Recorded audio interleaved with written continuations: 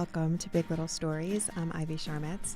So I spent many years as a journalist and always felt very lucky to be a professional storyteller and work with so many great people who understood how important and powerful good storytelling can be. But one of my all-time favorite storytellers, one of the best in the business, is the award-winning Brian Donohue. He's now the editor of Red Bank Green. He is here with me today. Thank you so much for being here, Brian. Oh, this is great, Ivy. Thanks so much for having me on. Of course. So we worked together for a long time, and we have had many conversations over the years about the weight of the responsibility and the honor and privilege that it is to tell someone else's Hmm. story. I know that it means so much to you, but talk to me just about just how special it is when your job is to tell other people's stories. Huh. I heard you on a podcast recently talking about this, and Ivy, I have to say, I was like, I felt like we had a mind meld. I was like, she really gets it and understands it in a way that I have always thought about it. And people have, we don't have a ton of, we don't have a lot in this world, but Yeah. people's stories are what we have, and it's going to sound cheesy, especially starting off an interview with this right off the bat, but I always felt like there's something sort of sacred about that, right? Yeah, I You agree. were gonna tell, like, for us, if I'm on TV or a newspaper, I could do 300 stories a year, and it's just another day at work for me, and I can get up and I can go out and belt it out, and it's on TV or it's in the newspaper or online the next day.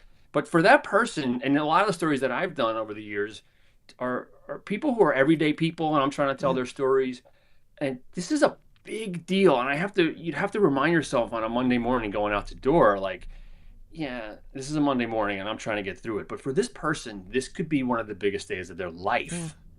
Yeah. And you have this story. And I always felt, and part of the reason I think I was susceptible to burnout, honestly, in this job is because there's that time between when you sit down with the interview and before, like, you're editing or you're writing, and you have this thing. I always felt like I had this thing in my hands that could break, Hmm. and it was this precious jewel of a thing that I could screw it up in royally, and just so that was always, it was a lot of pressure on me to do it as good as I could do it. Yeah. um So where did and that, really. but where did that, so I'll tell you, for me, it was the summer after I graduated high school, and I was working at like the local Forbes newspapers, and I interviewed a guy, was doing a profile piece. He was dying. And as he Mm. walked out the door, I'm 18 years old. I'm holding like two tapes in my hand because we had used like the recorders.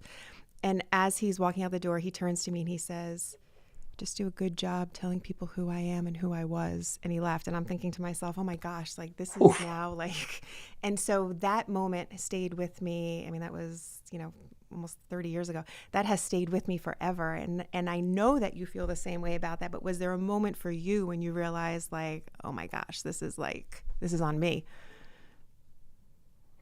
I when I started the Jersey Journal, which was a newspaper in Jersey City, and it was, back then it was a robust daily Mm, newspaper, and I had a year of community newspaper experience under my belt up in Boston for a neighborhood weekly. But my first job at the Jersey Journal was 2 days a week doing weekend cops in Jersey City, covering a lot of crime and a lot of yeah. horrific stuff, and 3 days a week doing obits. Like, I was bottom of the rung. And the obit job was basically working the night shift and taking, the fax machine had rolls of the fax paper back then. It was so hard to Yeah. keep them Yeah. from rolling up. And you would get these faxes from the funeral home and write obits. Yeah. And it was such good, incredible training. It was very rote work because there was a format you had to write these stories by. It was the name, when they were born, when they died, the clubs they were in, the survivors.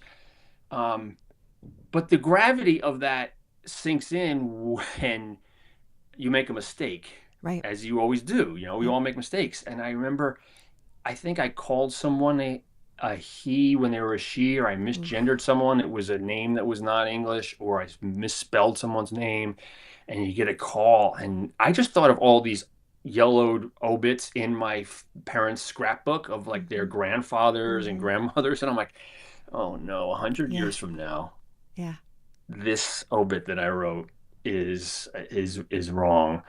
And right, it's so maybe it's similar to your story, which was a guy who's on his deathbed, and I'm writing about people who have just passed away and grieving families. That you realize that yeah, it's just an obit for somebody who was a factory worker, but they were loved by people, Of and course. that's really important. That Yeah. obit is important. It's going to be in scrapbooks for generations, you Forever. know. Forever. Um, So when yeah, did so you, maybe that's it. Maybe that was the moment. but now you started, you were younger, right? You were like a kid, I think, when you, I'm trying to remember exactly what the story is, but you were a kid and you started writing. So how did that start for you? What were you doing? So when I was in high school in junior year, I ended up in the back seat of a police car Mm. actually, and you have that moment where you're like, why am I hanging around with some of the knuckleheads I'm hanging around with, you know? And I already had this really mischievous part of my personality, and I had my parents and my school, and they pulled me aside, and I was like, this is not who I am, right? Mm. I'm not this kind of knucklehead. But I think from then on, I was able to channel my mischievous streak into a much more creative way. And I started a band when I was in high school, a punk band, and then that was the first thing I ever wrote was songs, and I got a response from that. And then, um, writing songs, and then started a. I hated the school newspaper. I thought it was just a bunch of flunkies doing the work of the administration and writing fluffy stories. And so my friends and I started under pen names, anonymous, write an underground newspaper, which required us to, type the stuff up on typewriters and cut the stories out and put them. And then somebody worked in a dentist's office and had the key, and we would go in at night and use the dentist's Oh, wow. photocopy machine and copy these off, and then we would sneak into school well early in the morning and just put them all over on the desks and the cafeteria tables and then leave. And then I would get into school for the opening bell, and everyone would be reading this thing. How many papers did you do? How We many probably issues? do as many as we could, 50 or 100, but they were so Wow. people loved them so much that they were like, oh, you could see people copy around, and we were pen names, so we were trying to remain anonymous. Of Right. course, the English teacher, she caught me. She matched the typeface from the newspaper to the typeface to the papers that I was handing in. And to her credit, she called me aside and she's like, I know it's you and I love it. She was awesome. So when you were sitting in the back of the So police car, were you thinking like I'm going to be in the police blotter, but one day I'm going to write those police blotters? Was that your no, was I was that thankfully I was 17 Okay. at that point, so I could not be identified in the police blotter. Okay. So that clip does not exist. There was a trip to juvenile court in Elizabeth, involved. I still can't go by that courthouse, the Union County Courthouse, without thinking of that horrible day. It was minor. It was like a stupid, disorderly person. It was dumb teenage stuff, but it was enough to kind of give me a wake up call that I was not with some people that maybe I should have been hanging out with. So I mean, you really started in print before digital was Yeah. even like a word that any of us knew.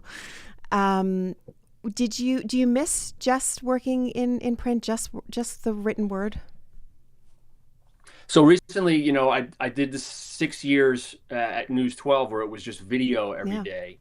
I'm now the editor of Red Bank Green, which is a hyperlocal blog in my hometown. I'm so lucky to be here covering my town that I moved to 21 years ago, and I love.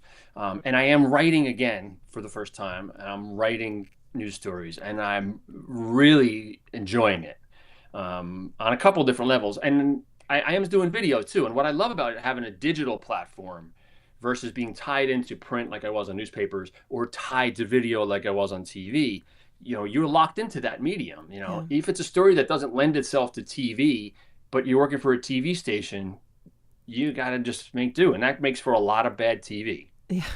Uh, Yeah, it you does. know, the person the person standing in front of the house that burned down Yeah. yesterday, Yeah. or 2 days ago. It's like, why are you there? Right. What? If you have video of the house burning down, show that to me. Right. And I love digitals because you can do that. You have the whole toolbox there. If this is a story that really needs, if it's a public policy story that needs explanation. I'm doing a story about affordable housing in Red Bank now, and the new state mandates coming down. Housing project in Red Bank that's for low income, that's 50, 60 years old, and all these complicated issues. That's a boring video, but I get to write that story. It's actually less work to do it that way. I think it explains the things better. And then when the time comes for really good videos, I always thought video was better for human interest Yep. stories, for humor, Right. for emotion, Right. for things like that. And you just can't be replaced. I really wanted to get into video. I did 7 years at the Star-Ledger covering immigration issues on the immigration beat. And so often my story would run in print and I would be frustrated because it just didn't convey the incredible experiences Yeah. that people were telling me about. I mean, here's one, right? So I remember doing a story about a guy who was from Darfur. Remember the horrible Yeah. massacres and violence that were Right. going on down Darfur? And he was a interpreter for the U.S. military. He grew up in Darfur and had never left the country. And he got refugee status here and came here. And I met him at Frank's Deli in Asbury Park days after he arrived. Wow. And I have goosebumps thinking of this right now. Yeah. He ordered a hamburger and he had no idea how to eat it. Like I had to lean over and kind of pick it up and say, you can just eat it with your hands. You don't need the knife and fork. This is a guy who was, so there was no way describing that in print. It Right. loses a lot. Right. And that's what I had to do that day because I was working for a newspaper. But could you imagine that as a video? Ugh. Imagine a video of him trying to adjust to life in the US. I mean, that's just such a small, minor little thing, how to eat his first hamburger. Um, and so often on that immigration beat, I was frustrated by not being able to convey the humanity Yeah. and the stories. And then, so what happened in 2008, 2009, when web video kind of became a thing, the technology had advanced where you could actually stream video. The Star Ledger hired a consultant, Michael Rosenblum, who came in and trained 15 people in a 2-week boot camp to shoot and edit video. And I raised my hand for that up high. I'm always of the opinion that if your employer you free training to learn a new skill, do it, because that was Of like a course. master's degree in two Yeah. weeks. And then I got into video that way. And then, for years, it was, I did that for 6 years with Ledger Live, a webcast I did there. And I really liked the digital. I like having all those options. So Yeah. sometimes you don't know what tool to pick up, right? I love the web because sometimes it's a photo. Sometimes the story is just 3 photos and some captions. Well, and I think the Some, options are important to really be able to be a good storyteller and a good journalist, because even when you were talking about how stories get chosen on TV, there for sure there are stories that we could have done that we didn't do because they weren't visual enough. And when you're working in TV, you need something to show. We're going to take a very quick break. And when we come back, I want to talk to you about some of the stuff you're working on now and some of your most memorable stories. And I'm going to tell you, I may have told you this already, I'm going to tell you the story that you did that I think about almost every single day. So we'll be right wow. back.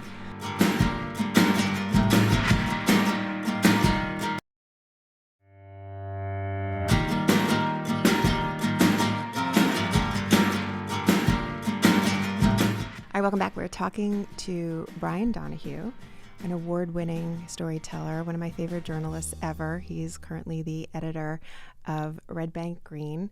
Brian, I said that there's a story that you did that I think about almost every single day, and I don't know if you remember this, and I've probably told you about this in the past, but you were doing a story one time about like the Mega Millions, and the story was you were asking people I remember like it. who were buying like all these tickets, like, do you know what your odds are of winning? And people are like, oh, this is this. Like, you have a better chance of, getting struck by lightning and, eaten by a shark.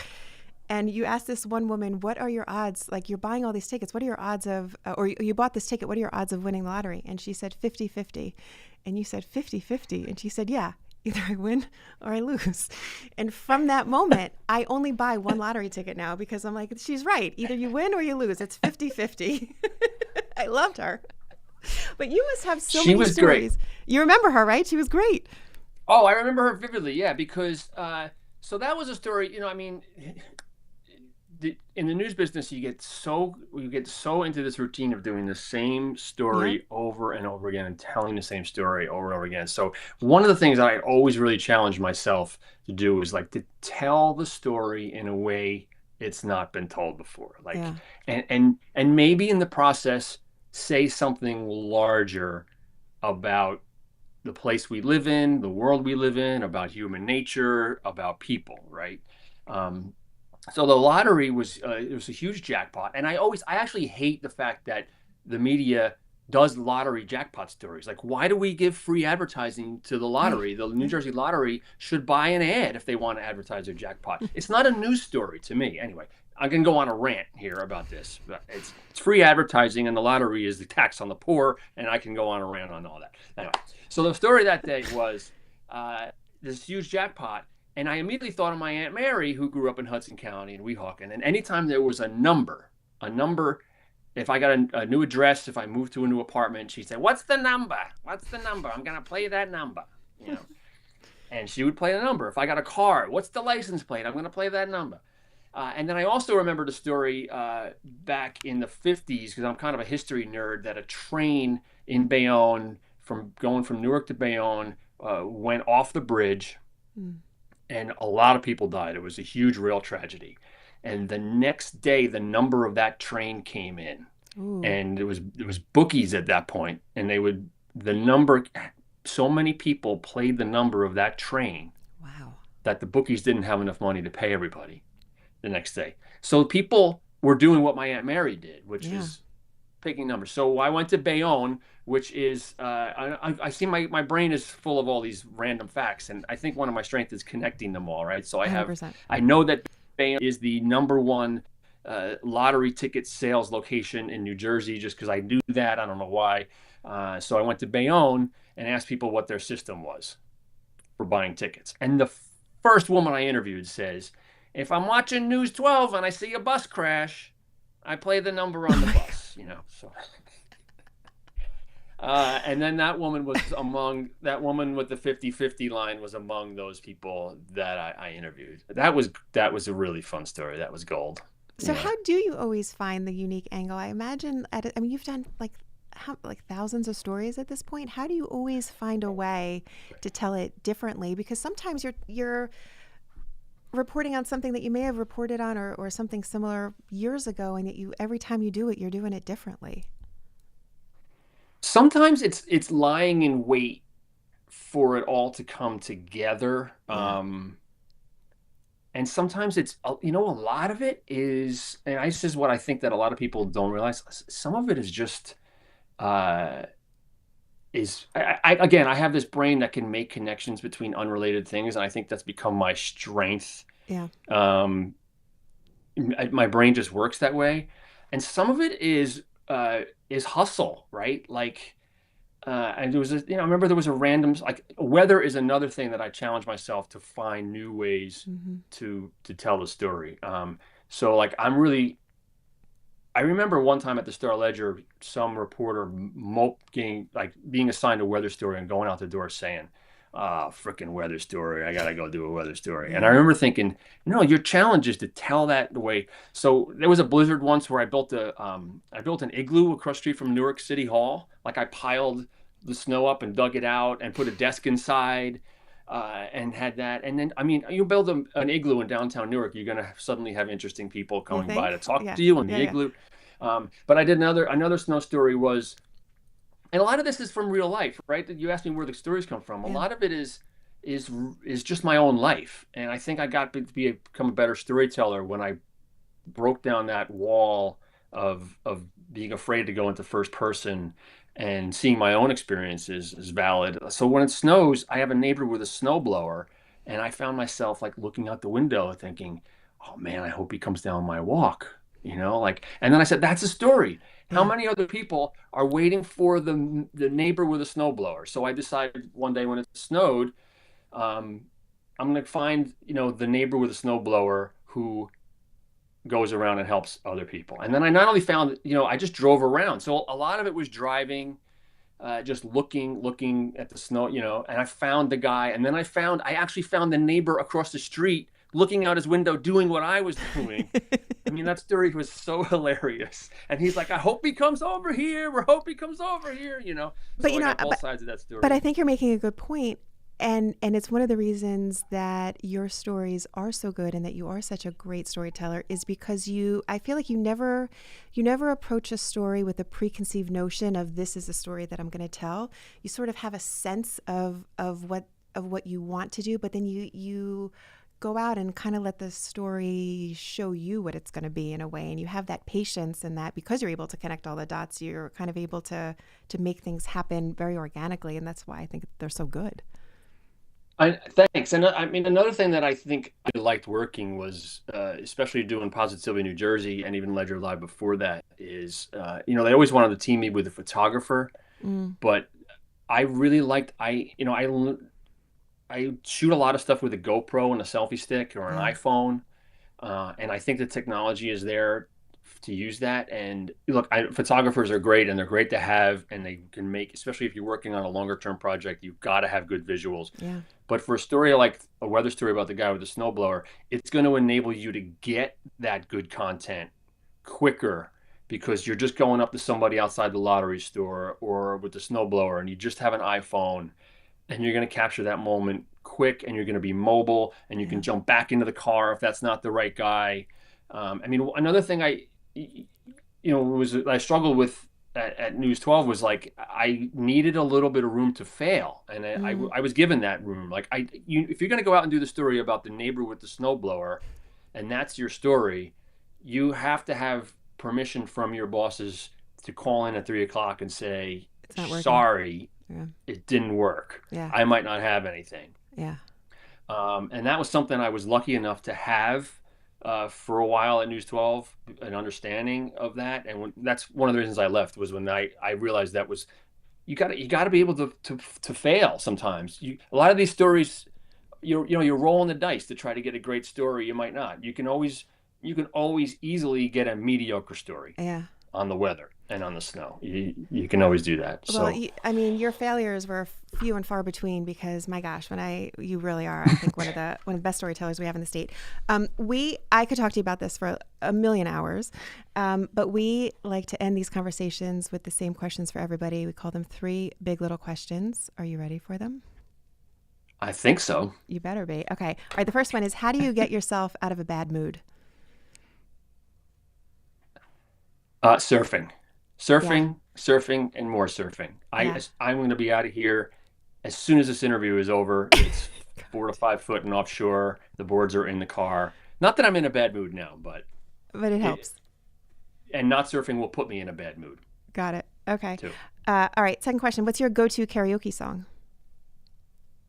Oh my God, I really never do karaoke, but I do have a real soft spot for really saccharine bubblegum pop. Okay. Really? Um, Yeah, I think I'm the like rare father of daughters who is the only one singing the Taylor Swift songs in the car. Okay.